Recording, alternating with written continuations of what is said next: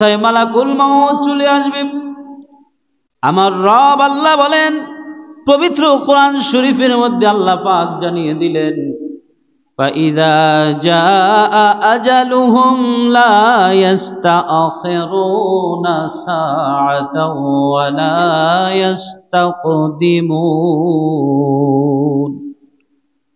আল্লাহ রাব্বুল আলামিন বলেন এক মুহূর্ত আগেও হবে না, পরেও হবে না, এক মুহূর্ত আগেও জান কবজ করা হবে না, এক মুহূর্ত পরেও হবে না। যখন সময় আসবে তখন নির্ধারিত সময়ে জান কবজ করা হবে। আল্লাহ রাব্বুল আলামিন বলেন আমি প্রত্যেক গোত্রের প্রত্যেক জাতির আমি একটা নির্দিষ্ট সময় দিয়েছি, সময় চলে আসলে চলে আসবে।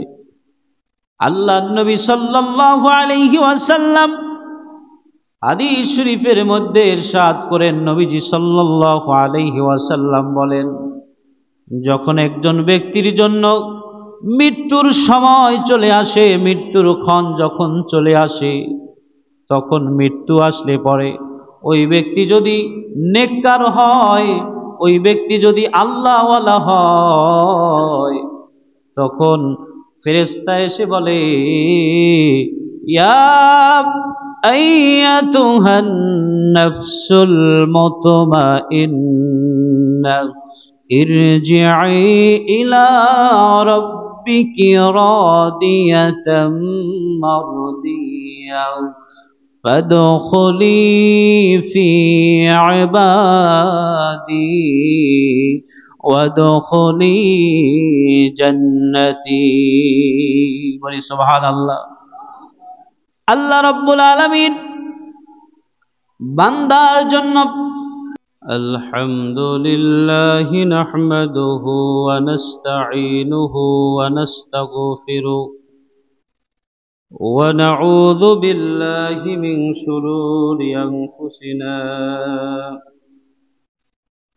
মান ইয়াহদিহিল্লাহু ফালা মুদিল্লা লাহু ومن يضلله فلا هادي له ونشهد أن لا إله إلا الله وحده لا شريك له ونشهد أن سيدنا وسندنا وحبيبنا وحبيب ربنا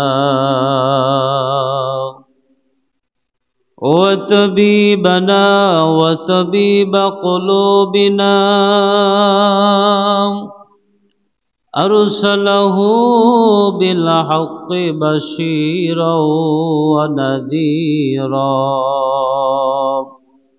وداعيا إلى الله بإذنه وسراجا منيرا أما بعد فأعوذ بالله من الشيطان الرجيم بسم الله الرحمن الرحيم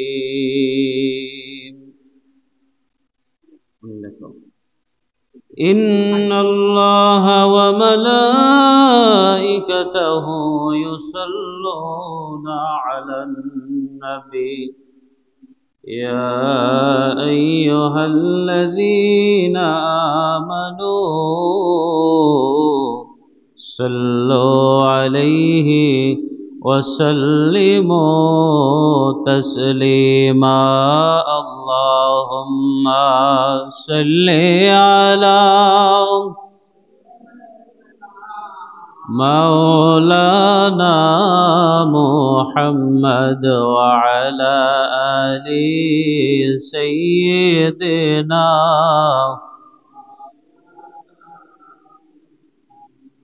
ওরিয়া জোরে বাংলার হাওয়া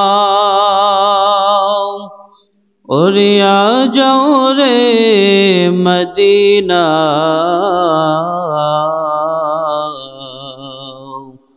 আমাদের সালাম পৌঁছে দিও পাক নবীজির রওজায় আল্লাহুম্মা সাল্লি আলা মাওলানা মুহাম্মদ ওয়া আলা আলি সাইয়্যিদিনা بلغ العلا بكماله كشف الدجى بجماله حسنت جميع خصاله صلوا عليه وآله الصلاة والسلام عليك يا رسول الله الصلاة والسلام عليك يا حبيب الله الصلاة والسلام عليك يا شافع المذنبين الصلاة والسلام عليك يا رحمة للعالمين لا إله إلا الله لا إله حسبي ربي جل الله ما في قلبي غير الله نور محمد صلى الله لا إله لا إله إلا الله لا إله বহু দূরে মদিনা কেমনে যাব জানি না বহু দূরে মদিনা কেমনে যাব জানি না দয়াল আল্লাহ দয়া করে দয়াল আল্লাহ দয়া করে নসিব করো মদিনা লা ইলাহা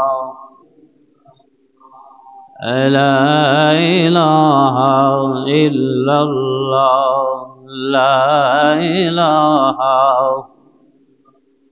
الله الله الله لا إله إلا هو الله الله الله لا إله মৌতের তুফান আসবে যখন নবী গো আমার মৌতের তুফান আসবে যখন নবী গো আমার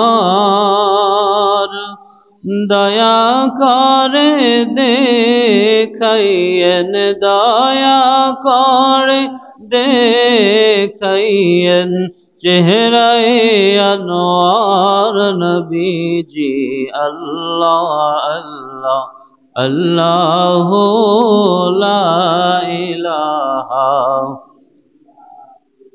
الله الله الله لا إله لا إله إلا الله محمد رسول الله সাল্লাল্লাহু আলাইহি ওয়াসাল্লাম।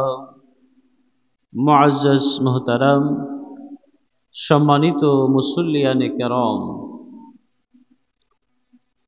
আল্লাহ সুবহানাহু ওয়া তাআলার দরবারে লাখো কোটি শুকর যে আল্লাহ সুবহানাহু ওয়া তাআলা আজকের এই জুমার দিনে আমাদেরকে পৃথিবীর সমস্ত ব্যস্ততা, সমস্ত অসুস্থতা, সমস্ত কিছু থেকে আল্লাহ পাক হেফাজত রেখে আমাদেরকে আজকের পবিত্র জুমার নামাজ আদায় করার উদ্দেশ্যে মসজিদে সমবেত হওয়ার তৌফিক দান করেছেন। সকলেই শুকরিয়া তার আদায় করি, বলি আলহামদুলিল্লাহ। সম্মানিত হাজিরিন, আজকে আপনাদের সম্মুখে যে বিষয়টি নিয়ে আলোচনা করব সে বিষয়টি হলো নেককারের মৃত্যু এবং বদকারের মৃত্যু। এবং এই মৃত্যু ব্যক্তিকে আমরা দাফন কাফনের ব্যবস্থা করি, জানাজার ব্যবস্থা করি, আমরা তার জন্য কবর করি, তাকে আজীবনের জন্য তার একটা বাসস্থান কবরের মধ্যে আমরা রেখে দেই। এই জিনিসগুলো যাতে আমাদের সঠিক নিয়মে হয়, আমাদেরকে সঠিক বিষয় জানা দরকার। তো আল্লাহ সুবহানাহু ওয়া তাআলা আমাদেরকে কোরআন এবং হাদিস থেকে আলোচনা করা এবং বোঝা এবং মানার তৌফিক দান করুক। সকলে বলি আমিন। সম্মানিত হাজিরিন, মৃত্যু এমন একটা জিনিস, আল্লাহ সুবহানাহু ওয়া তাআলা সূরা মুলকের মধ্যে বলেন, আল্লাযী খালাকাল মাউতা ওয়াল হায়াতা লিয়াবলুয়াকুম আইয়ুকুম আহসানু আমালা। আল্লাহ বলতেছেন যিনি সৃষ্টি করেছেন, আল্লাযী অর্থ হলো কি যিনি, খালাকাল মাউতা যিনি সৃষ্টি করেছেন, খালাক অর্থ সৃষ্টি করা, মাউত অর্থ মৃত্যু। তা আল্লাহ পাক বললেন আল্লাযী খালাকাল মাউতা ওয়াল হায়াতা। সর্বপ্রথম আল্লাহ পাক উল্লেখ করলেন যে যিনি সৃষ্টি করেছেন মৃত্যু, ওয়াল হায়াতা এরপরে বলছেন জীবন, লিয়াবলুয়াকুম আইয়ুকুম আহসানু আমালা। আল্লাহ বলতেছেন জীবন মৃত্যু, মৃত্যু জীবন, এই দুইটাই যাই বলি না কেন সৃষ্টি করার উদ্দেশ্য হলো পরীক্ষামূলকভাবে দুনিয়া আল্লাহ পাক পাঠিয়েছেন কার চাইতে বেশি কে আমল করতে পারে। সুবহানাল্লাহ। লিয়াবলুয়াকুম আইয়ুকুম আহসানু আমালা, কোন ব্যক্তির চাইতে আমলে কোন ব্যক্তি বেশি হতে পারে। প্রতিযোগিতামূলকভাবে দেখা যায় আমরা দুনিয়ায় ধন সম্পদের পাগল, জমির পাগল, গাড়ি বাড়ির পাগল, আমরা এক একজনে এক এক নেশায় পেশায় পড়ে আছি। কিন্তু আল্লাহ সুবহানাহু ওয়া তাআলা আমাদেরকে বলছেন আমি তোমাদেরকে মৃত্যু এবং জীবন দিয়েছি এই জন্য তোমাদের কার জীবনের চাইতে কার জীবনটা উত্তম, কার আমলের চাইতে কার আমলটা উত্তম, কোন মৃত্যুর চাইতে কোন মৃত্যুটা উত্তম, এই জিনিসগুলো তোমরা দুনিয়ায় বসে সংগ্রহ করবে। সুবহানাল্লাহ বলেন।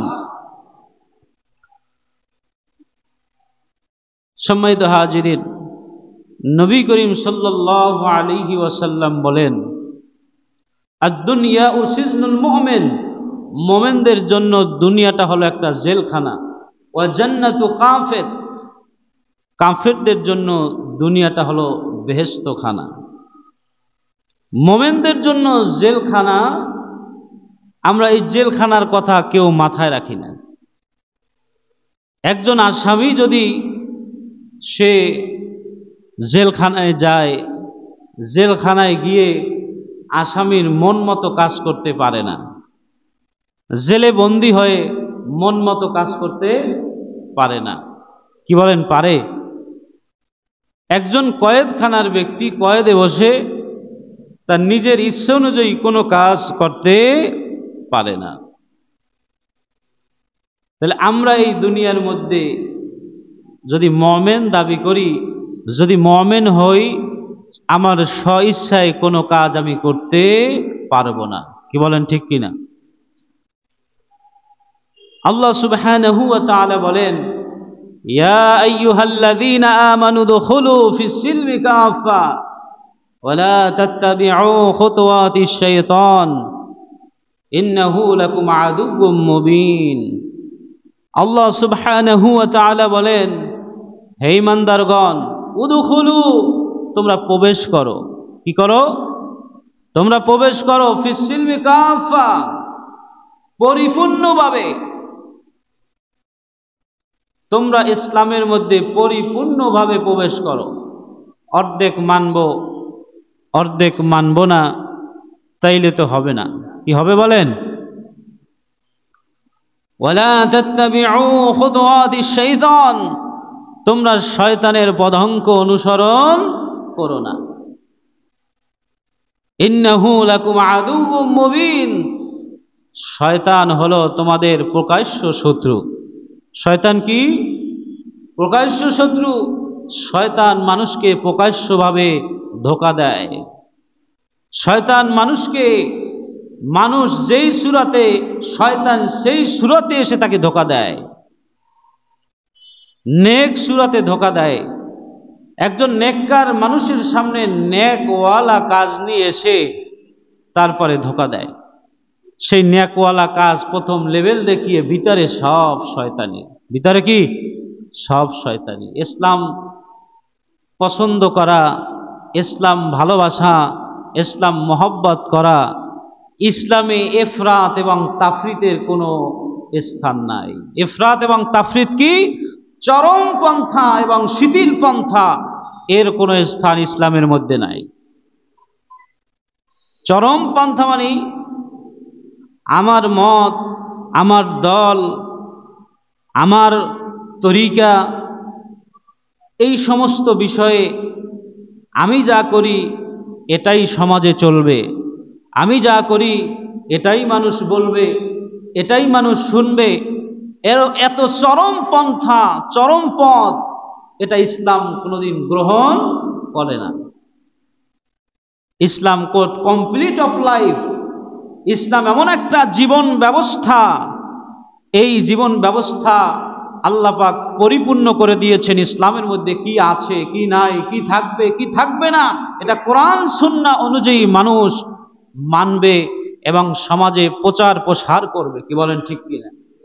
সেই জন্য ব্যক্তি, মত, দল, এগুলো যদি নিজের সব কিছুই প্রচার প্রসার করতে চায়, মনে করতে হবে ভিতরে শয়তানি ঢুকছে।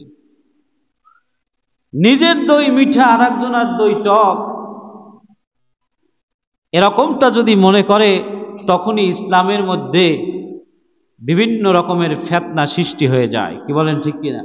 দই যেটা অন্যেরও দই, আমারও দই, দই তো টক, দই কি মিষ্টি হয়? নিজের আলায় 16 আনা, অন্যের বেলায় কি 4 আনা। আল্লাহ সুবহানাহু ওয়া তাআলা বলেন ইসলামের মধ্যে আপনাকে পরিপূর্ণভাবে প্রবেশ করতে হবে। কি করতে হবে? পরিপূর্ণভাবে প্রবেশ করতে হবে।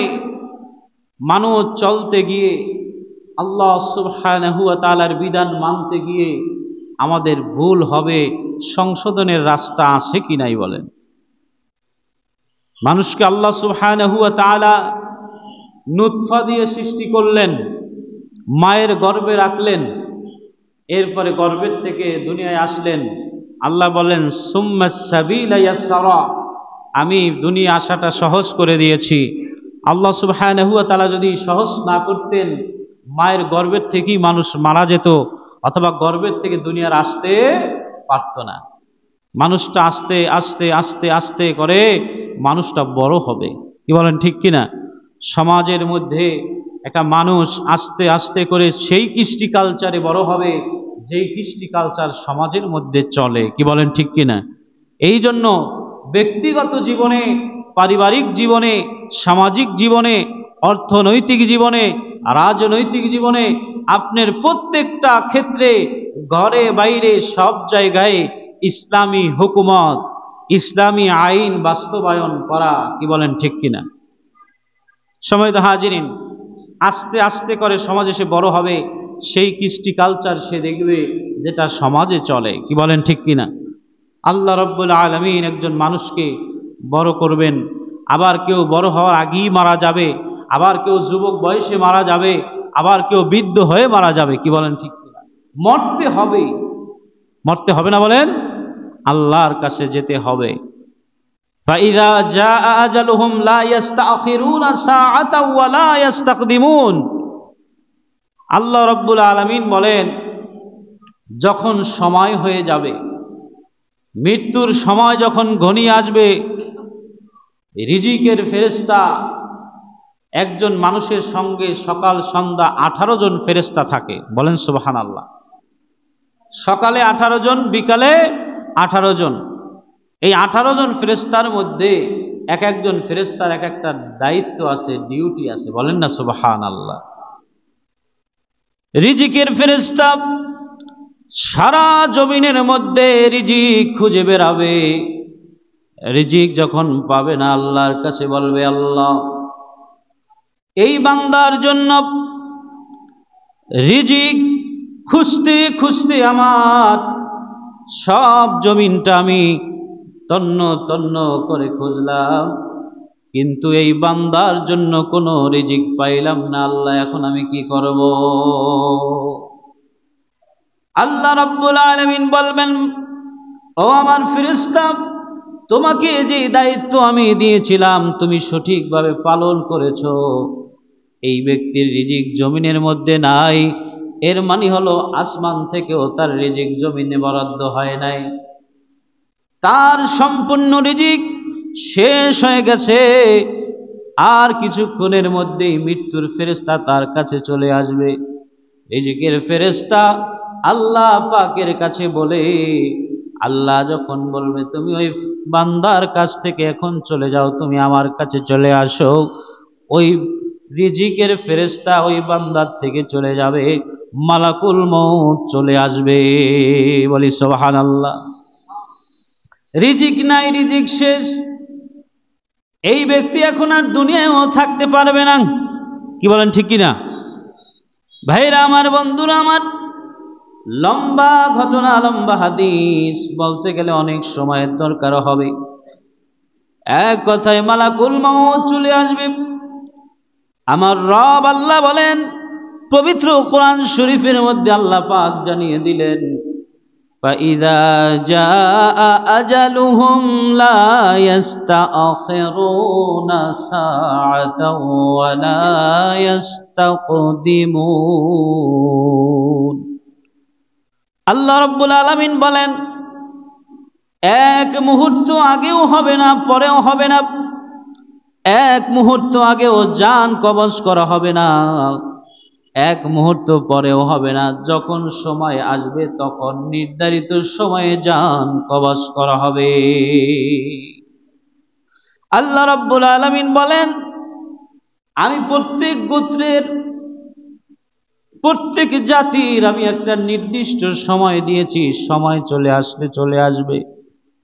আল্লাহ নবী সাল্লাল্লাহু আলাইহি ওয়াসাল্লাম হাদিস শরীফের মধ্যে ইরশাদ করেন, নবীজি সাল্লাল্লাহু আলাইহি ওয়াসাল্লাম বলেন, যখন একজন ব্যক্তির জন্য মৃত্যুর সময় চলে আসে, মৃত্যুর ক্ষণ যখন চলে আসে, তখন মৃত্যু আসলে পরে ওই ব্যক্তি যদি নেককার হয়, ওই ব্যক্তি যদি আল্লাহওয়ালা হয়, তখন ফেরেশতা এসে বলে, ইয়া আইয়াতুহান নাফসুল মুতমাইন্নাহ ইরজিই ইলা রাব্বিকি রাদিয়াতাম মারদিয়া ফাদখুলি ফি ইবাদি ওয়াদখুলি জান্নাতি।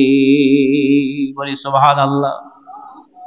আল্লাহ রাব্বুল আলামিন বান্দার জন্য নেককার লোকের সামনে ফেরেশতা গিয়ে বলবে, হে প্রশান্ত আত্মা, তুমি চলে আসো, ইরজিই ইলা রাব্বিকি রাদিয়াতাম মারদিয়া, তোমার রবের দিকে ফিরে আসো, তোমার রবের দিকে তুমি সন্তুষ্ট চিত্তে ফিরে আসো। বলেন সুবহানাল্লাহ। আল্লাহ রাব্বুল আলামিন বলেন, সন্তুষ্ট চিত্তে রবের কাছে চলে আসো, তোমার রব তোমার জন্য সন্তুষ্ট, তোমার প্রতি সন্তুষ্ট, আর তুমিও সন্তুষ্ট হয়ে আমার দিকে ফিরে আসো। আল্লাহ রাব্বুল আলামিন বলবেন, ওই বান্দার প্রতি ঘোষণা হবে, ফাদখুলি ফি ইবাদি, বলবেন, হে বান্দা, তুমি প্রবেশ করো, তুমি প্রবেশ করো, তুমি শামিল হও নেককার বান্দাদের মধ্যে। বলেন সুবহানাল্লাহ। এরপর আল্লাহ পাক বলবেন, ওয়াদখুলি জান্নাতি,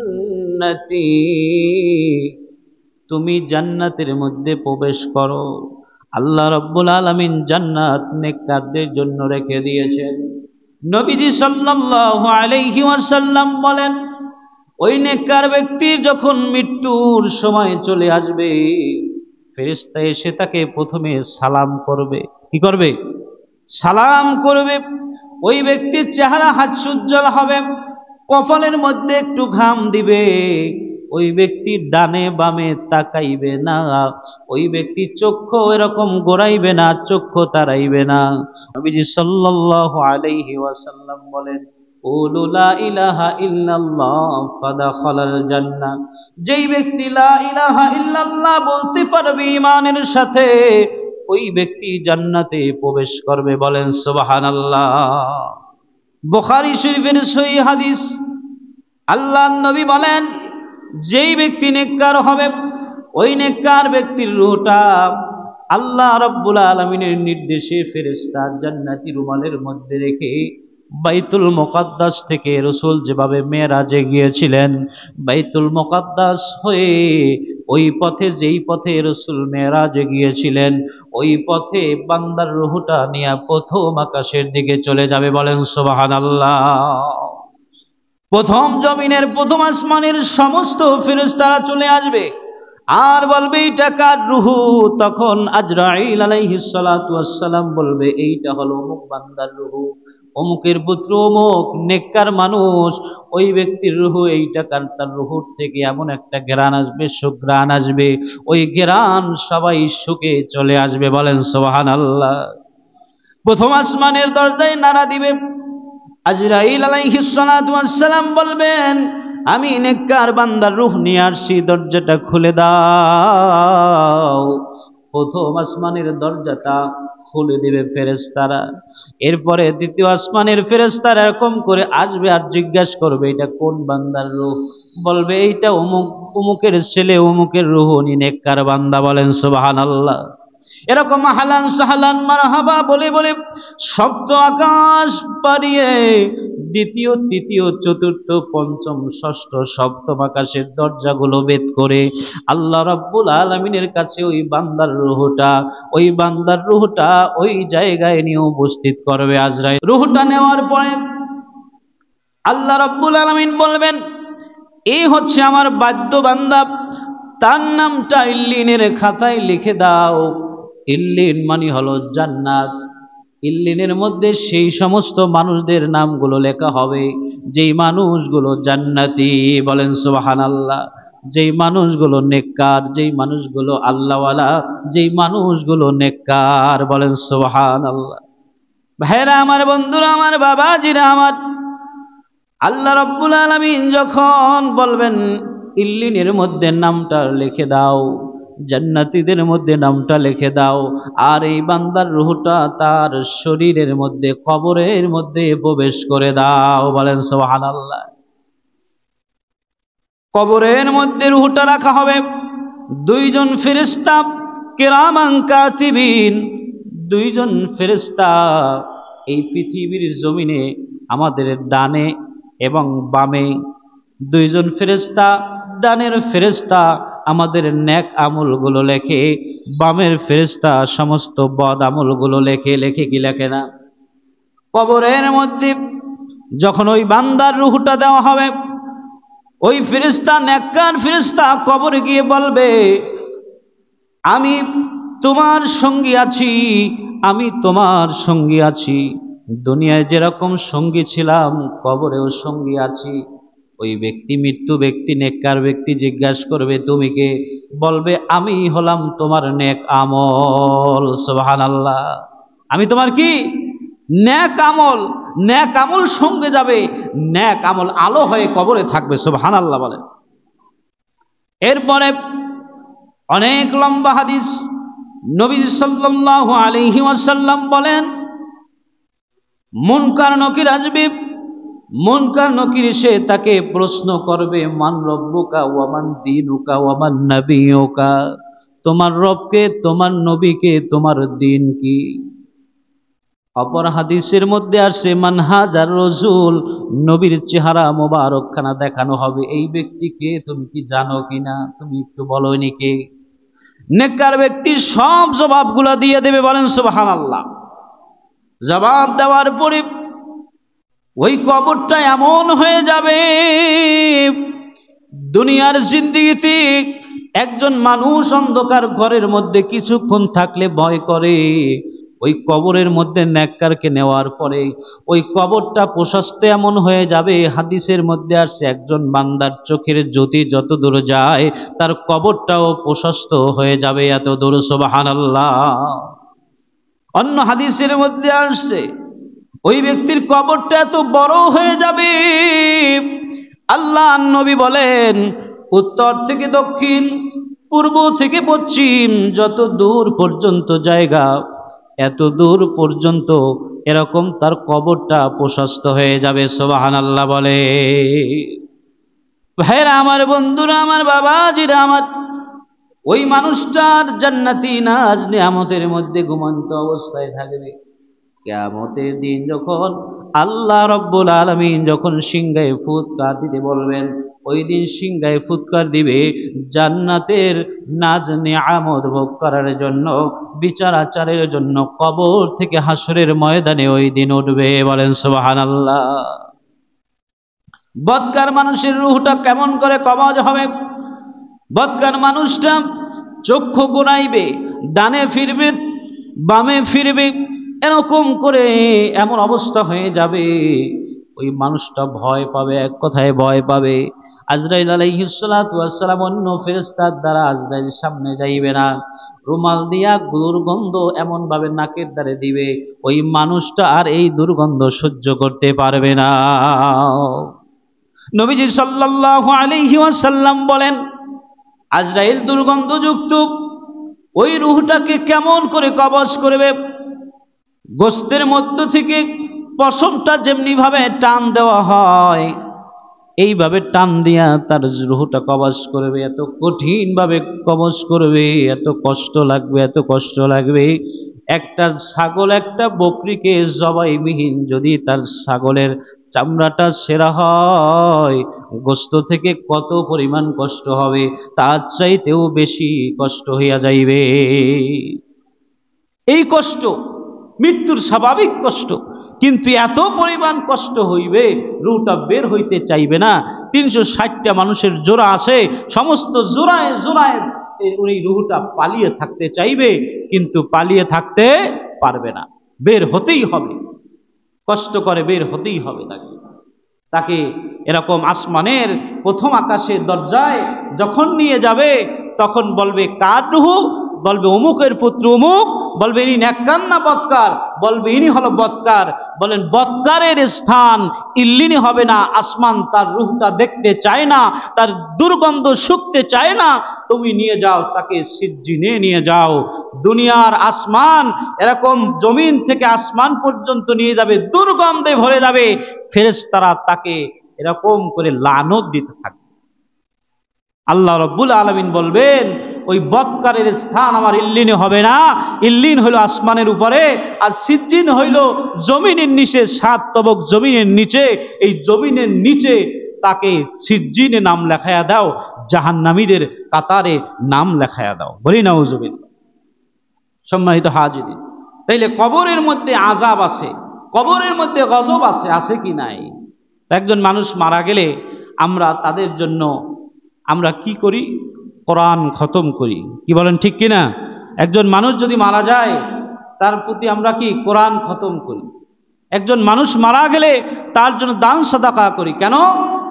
রাসূল সাল্লাল্লাহু আলাইহি ওয়াসাল্লাম বলেছেন একজন মানুষ মৃত্যুবরণ করলে ওই ব্যক্তির জন্য তোমরা কোরআনের আয়াত তেলাওয়াত করো, কোরআন শরীফ তেলাওয়াত করো, কোরআন খতম করো, দান সাদাকা করো। যদি এক টুকরা গোশতের মাধ্যমে হও তাও তোমরা করো, সাদাকা করো। কারণ দুনিয়ার জমিন থেকে একজন মানুষ বিদায় হওয়ার আগে, কবরে যাওয়ার আগে একজন মানুষ যদি 1 দিরহাম যদি দান করত, ওই 1 দিরহাম 100 দিরহামে পরিণত হয়ে যেত। সুবহানাল্লাহ বলেন। তারপরে তোমরা কি করো?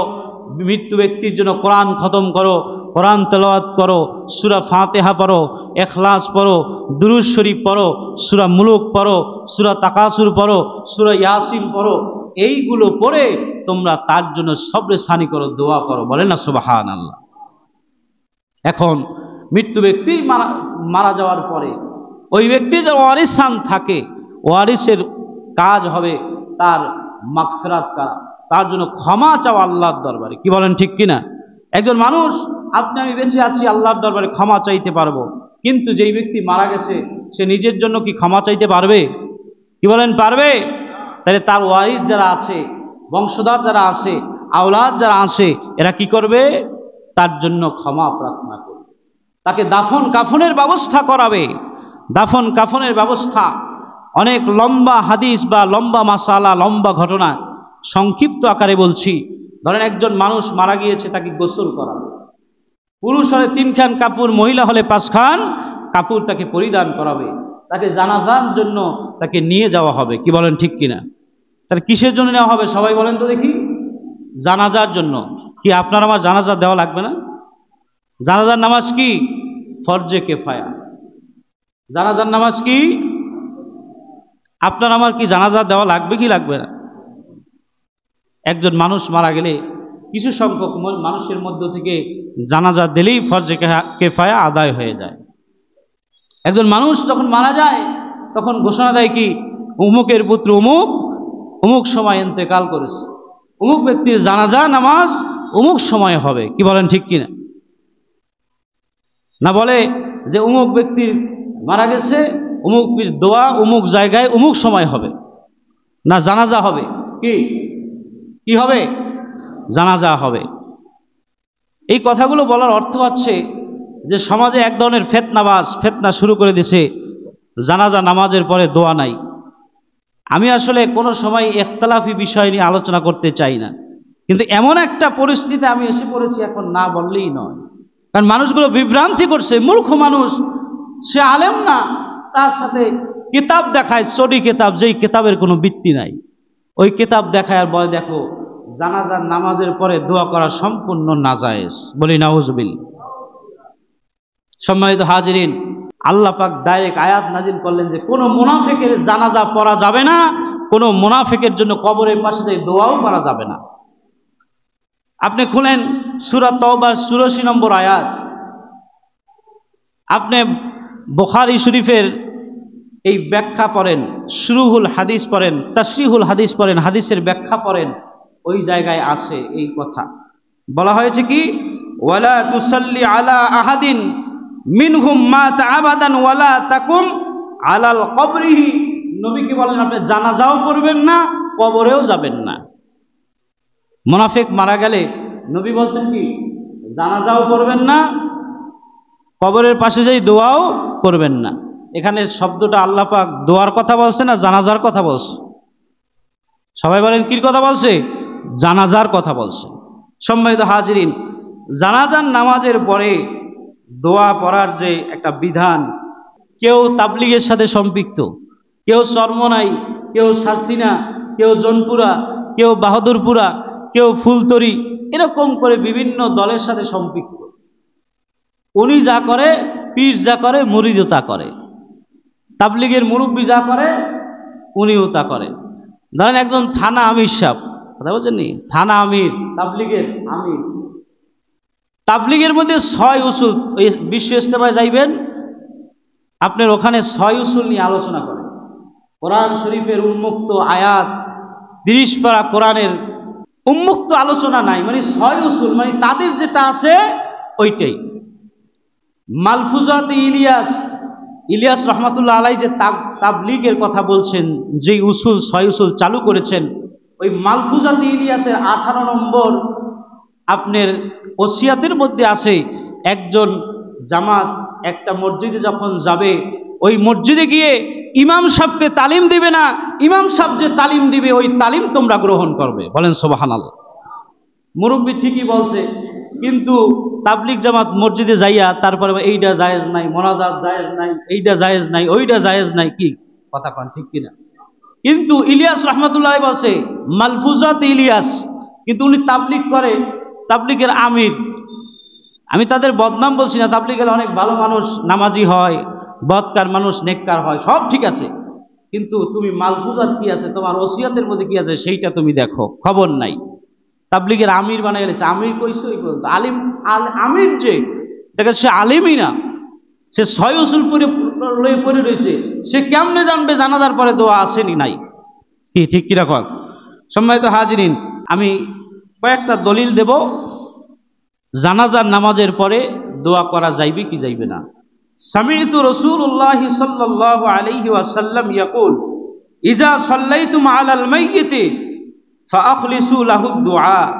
হযরতে আবু হুরায়রা রাদিয়াল্লাহু তাআলা হাদিসকে বর্ণনা করেন, রাসূল সাল্লাল্লাহু আলাইহি ওয়াসাল্লাম এই কথা বলেছেন, যখন মৃত্যু ব্যক্তির উপর জানাজার নামাজ পড়ে ফেলবে অতঃপর তার জন্য খালেজ বা নিষ্ঠার সাথে দোয়া করবে। সুবহানাল্লাহ বলেন। এখন আপনার এইটা ইবনে মাজাহ, আস সুনান, কিতাবুল জানায়েজ, দারুল কুতুব, এই দলিল করতে গেলে 100 বই 100 কিতাবের নাম আছে। অতএব এটা হাদিস, হাদিসের উপর আমাদের বিশ্বাস আছে কি নাই বলেন। এবং আমি যে কথা বলছি দলিল সহকারে, আমি দলিল বলছি, আপনারা খুঁজে নেন। ফতুয়ায়ে দেওবন্দ, যারা দেওবন্দের অনুসারী তারা বলে জানাজার পরে দোয়া নাই। আমি আপনাদেরকে একটা দলিল দিতেছি ফতুয়ায়ে দেওবন্দ থেকে, মাসাইলে জিয়ারতে কুবুর ও ইসালে সব সম্পর্কে। আপনার ফতুয়ায়ে দেওবন্দ 5ম নম্বর খণ্ড 435 নম্বর পৃষ্ঠা, জাকারিয়া বুক ডিপো, এইটা হলো আপনার ওনরা এই বুক ডিপো কোম্পানি এইটা ছাপাইছে সাহারামপুর থেকে, ভারতের সাহারামপুর থেকে। এখানে বলা হয়েছে বাদা নামাজে জানাজা, বাদা নামাজে জানাজা, জানাজার পরে কবলা দাফন মানে দাফনের পূর্বে যে মুসল্লি সূরা ফাতিহা ও সূরা ইখলাস, জানাজার পরে দাফনের আগে, কবরে নেওয়ার আগে সূরা ফাতিহা, সূরা ইখলাস আজমি হাত উঠা দে, মুক্তাসার দোয়া দুরুস্ত নেহি। মুক্তাসার দোয়া করা এটা দুরুস্ত আছে না নাই, এটা ফতুয়া কি দেওবন্দের মধ্যে একজনের মাসলা জানার জন্য দিছে, ওই ফতুয়াটা ফতুয়ায়ে দেওবন্দের মধ্যে আনছেন। তখন জবাব হইল যে ইসমি কহি হারজ নেহি, এটা করতে কোনো অসুবিধা নাই। আরবি যে প্রথম কথা বলছি এটার অর্থ হলেই জানাজার পর দাফন করার পূর্বে সূরা ফাতিহা, সূরা ইখলাস পড়ে কোন নেককার ব্যক্তি যদি মুক্তাসার একটু দোয়া করে, এতে দাফন কাফনের কোনো বিঘ্ন ঘটবে না। হুজুর এইটা জায়েজ কিনা? তখন বলছে ইসমি কহি হারাজ নেহি, এতে কোনো অসুবিধা নেই। এখন জানাজার পরে যদি আপনি দোয়া করেন, এতে যদি দাফন কাফনের কোনো অসুবিধা না হয়, আপনি দোয়ার এমন ব্যবস্থা করলেন, এমন আয়োজন করলেন যে দাফন কাফন দিতে 3 ঘন্টা লাগিয়ে যাইতেছে, এইটা না জায়েজ। কিন্তু 1 মিনিট দোয়া করা, মুক্তাসার ব্যক্তি, আপনার মাঠে অনেক মানুষ জড়ো হয়েছে, সবাই যাইতে পারবে না, ওনার লইয়া একটু দোয়া করলেন, এটা কি কোনো সমস্যা বলেন? আরো অনেক দলিল আছে, দলিল পরে বলে জানাজাই হলো দোয়া। হয় কি জানাজাই দোয়া, জানাজাতে দোয়ায় নামাজের জন্য সালাতুজ জানাজায়, জানাজা নামাজ পড়ার জন্য উযু লাগবে। দোয়া করতে উযু লাগে? কি কন? দোয়া করতে উযু লাগে না। যদি জানাজা নামাজ না হইতো, তাকবীর তাহরিমা মাইতে আল্লাহু আকবার বলে হাত বাঁধি না, তাকবীর আমরা বলি না, জানাজা নামাজ আমরা দাঁড়াইয়া পড়ি না, সালাম ডানে বামে দেই না, তাহলে কি দোয়ায় কি সালাম কালাম আছে? সম্মানিত হাজিরিন, এখন আপনি আরেকটা দলিল আমি দেব। প্রত্যেক ফরজ নামাজের পরে আমরা যে দোয়া করি কি করি না বলেন? এখন এই দোয়ার সাথেও ওই দোয়ার সাথে একটা মিল আছে। কিলা ইয়া রাসূলুল্লাহ আইয়ু দুআ আসমা, ইয়া রাসূলুল্লাহ কোন সময় দোয়া করলে বেশি কবুল হয়? বলেন সুবহানাল্লাহ। জুফিল লাইল আখির ওয়া দুবুরুস সালাতিল মাকতুবা, এখানে লেখা আছে রাসূল সাল্লাল্লাহু আলাইহি ওয়াসাল্লাম এর সামনে হযরতে উমামা রাদিয়াল্লাহু তাআলা আনহু জিজ্ঞেস করলেন, ইয়া রাসূলুল্লাহ কোন সময় দোয়া করলে আল্লাহ পাক বেশি কবুল করবেন? আল্লাহ রাসূল উত্তরে বললেন রাতের শেষ অংশে, তাহাজ্জুদের ওক্তে। বলেন সুবহানাল্লাহ। ইলা দুবুরি সালাতিল মাকতুবা, এবং ফরজ নামাজের শেষে। সুবহানাল্লাহ বলেন। ফরজ নামাজের শেষে যদি দোয়া করা হয়, এই দোয়াটা বেশি কবুল হয়। এখন আমলিওয়ালা লোক কইতাছে, কয় হুজুরে যে মোনাজাত দেয় আমার আমলে ডিস্টার্ব হয়। আল্লাহ নবী কইছে নামাজের পরে দোয়া আগে, এরপরে তুই দুই কি আমল করবি? আল্লাহ রসুল বেশি আমলি হয়ে গেছে, কথা বুঝছেন? সাহাবীদের থেকে আমল, ফজরের নামাজ পড়িয়া সাহাবীরা মোনাজাত করছে, সম্মিলিতভাবে মোনাজাত করছে। সম্মানিত হাজরিন, আমি মাসলার একটু শুরু করে দিলাম, মাসলা বহুত আছে, যদি কেউ জানতে হয় ব্যক্তিগতভাবে আসবেন, বুড়ি বুড়ি দলিল আছে।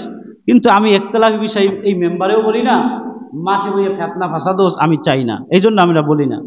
মনে করিয়েন না যে আমরা সম্পূর্ণ ভুয়ার উপরে করতেছি। একজনে সেদিন বলে যে নামাজের পরে মাইক লিয়ে বলে নামাজের পরে জানাজার নামাজের পরে দোয়া করা না জায়েজ, এটা জায়েজ নাই, এর কোনো ভিত্তি নেই। কথাটা মাথায় নিয়ে, উনি যে কথাটা বলল নামাজের আগে 20 মিনিট 15 মিনিট এইটা আলোচনা করাই হলো বেদাত, এই কথা কয় না।